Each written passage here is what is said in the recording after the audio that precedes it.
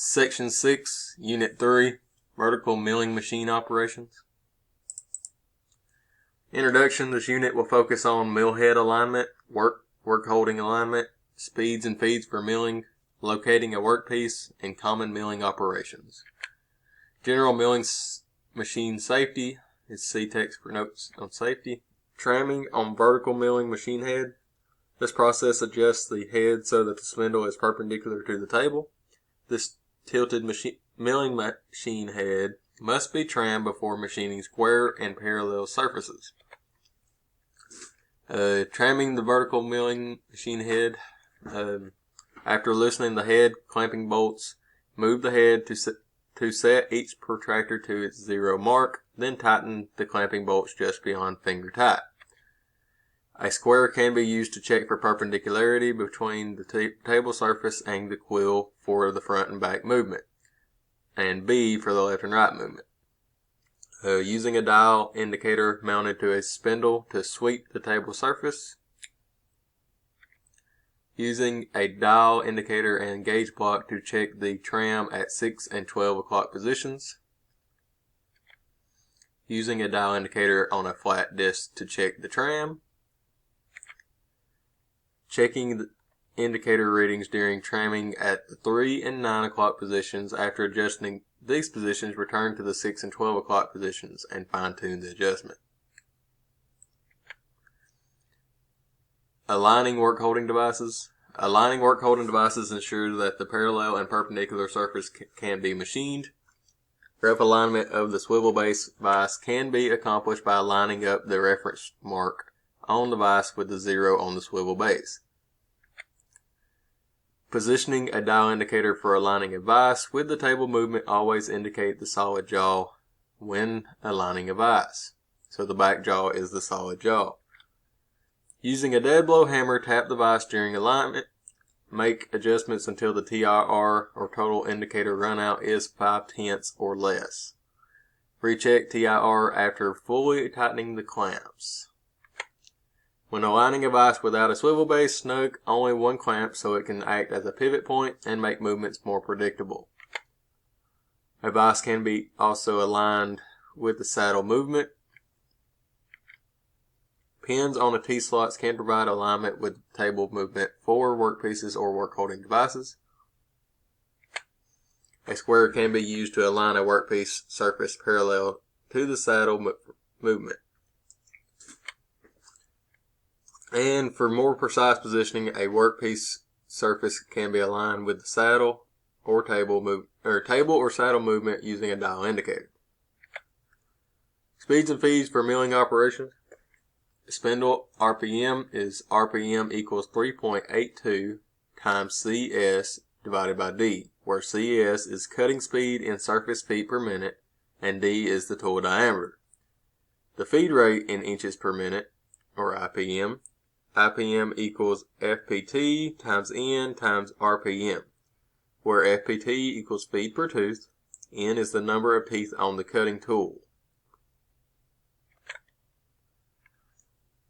An example of milling feed chart shows a cutting speed range and chip load, also called IPT or FPT, for some end mill diameters when machining different materials. So over here it shows aluminum alloys, your surface feet per minute for a high-speed steel tool is 600 to 1200, and your chip load per tooth is, on an 1/8 inch tool is 1,000, and a 1 inch tool is 8,000.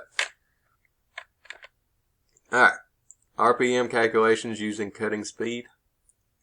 Example, determine spindle speed, or spindle RPM for machining 1018 steel using a 3/4 inch diameter high-speed steel end mill at a cutting speed of 100 surface feet per minute.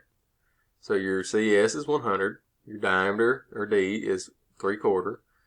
So insert these values into the RPM formula and solve. So RPM equals 3.82 times CS, which is 100, divided by D, which is 3/4.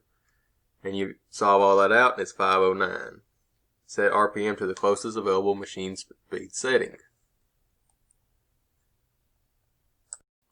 Feed calculation using speed per tooth, number of teeth, and RPM. Example, determine inches per minute feed for an end mill running at 509 RPM, having 4 teeth, and each tooth taking a chip load of 3 thou. So FPT is 3 thou, N equals 4, RPM is 509. So insert these values into the feed formula and solve. Inches per minute equals 0.003 times 4 times 509, and inches per minute would equal 6.1. So set inches per minute to the closest available machine speed setting. Hole making operations. Milling machines use most of the same hole making tools and techniques as used on drill press. Locating may be from an layout, edge, center of existing part feature. Boring can be performed using an offset boring head. When positioning, using only micrometer collars, always rotate the handle in the same direction to ensure accurate location.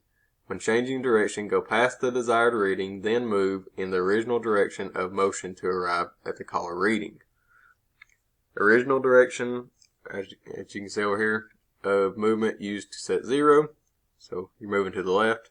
When changing direction, positioning, go past desired collar reading about 1 turn to remove backlash, and then you go back left, then move in original direction to reach the desired collar reading. And there's an edge finder construction. A square can be used to align a workpiece surface parallel to the saddle movement. I'm not real sure why it's got a picture of an edge finder there. Positioning an edge finder near the edge of a workpiece. When the tip of the edge finder kicks, the center line of the spindle is on the half of the tip diameter of the part edge. So you can see that it's kicked to the side there on that picture, and that means you've actually touched the part. One thing it don't say on here is after it touches the edge of the part, well, it does say move over half the diameter of the edge finder tip. Most of them are 200, and so you'll touch it off and then move over 100 thou. Alright, a spindle mounted test indicator position for finding the center of a hole. Zero the dial face when the indicator is in line with one machine axis, then rotate the spindle 180 degrees and note the difference in the indicator readings. The table needs to be moved 1/2 of the indicator reading to center the spindle in the hole. In this case, the table needs to be moved 5 thou because the indicator reads a difference of 10 thou. The center of the square internal opening can be located by sweeping the sides of the dial indicator. To find the center of a smaller diameter hole, insert a pin gauge into the hole and sweep the pin with a test indicator. The center of the round external feature can also be found by sweeping the diameter of the indicator with the indicator. When boring on a milling machine, the location of a hole can be changed by moving the X or Y axis or both. A boring head holds a boring bar. Then the slide on the boring head can be adjusted using the micrometer screw, then secured in place by tightening the locking screw. And there's all the pieces to the boring bar. Many boring heads have more than one hole to allow the boring bar to be kept close to the center for machining smaller holes, and offset further for machining larger holes. Boring bars can also be mounted in the side hole for machining very large diameters. The cutting tip of the boring tool must be in line with the center line of the adjusting slide. Engaging the feed control lever starts quill feed to begin the boring operation. Face milling uses the face of the cutting tool. Peripheral milling uses periphery or side of the cutting tool. And conventional milling and climb milling. So tool rotation is clockwise and your feed direction is going away from you. Whereas on B is climb milling, or you're still going clockwise, but the feed direction is coming towards you. Squaring a block. Squaring a workpiece means machining the sides of a workpiece perpendicular and parallel. Often, this is the first operation performed on a workpiece. Before beginning, check the alignment of the machine head and vise. A face mill, shell mill, or fly cutter is often used for the squaring process. Choose a cutter with a diameter that can span the width of the largest surface of the block. A. Only extend the workpiece above the top vise just enough to machine the desired height. And B. Avoid this type of situation, so you don't want it stuck way out there. To machine the first side of the block during the squaring process, place a small diameter rod between the work and the movable jaw. Do not seat the work on a parallel or with a dead blow hammer. When extending the quill to position cutting tools, bring the quill stop against the adjusting nut and be sure to lock the quill. When bringing the cutting tool in contact with the work, only place about 1/8 of the cutting tool over the work, then slowly raise the knee to make the light contact. And a high-speed steel shell end mill facing the top surface of a block. To face side B, place the first machine side A against the solid jaw and the rod between the work and the movable jaw. After machining side B, check for square between sides A and B. To machine side C, place the first machine side A against the solid jaw, side B down on a parallel, and the rod between the work and the movable jaw. Check for parallelism between sides B and C by measuring near the four corners with a micrometer.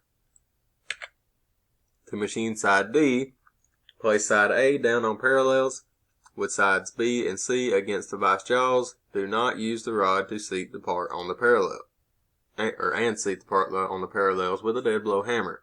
After facing, check for parallelism between sides A and D. Using a solid square and feeler gauges to position the block for machining side E. Side E can also be machined using an end mill by mounting the block in the vise on one end of the extended past the vise jaws. Positioning the end mill so the bottom extends past the bottom of the block. Be sure the flutes are long enough to span the entire surface to be milled. Conventional milling direction of feed on each side of the vise.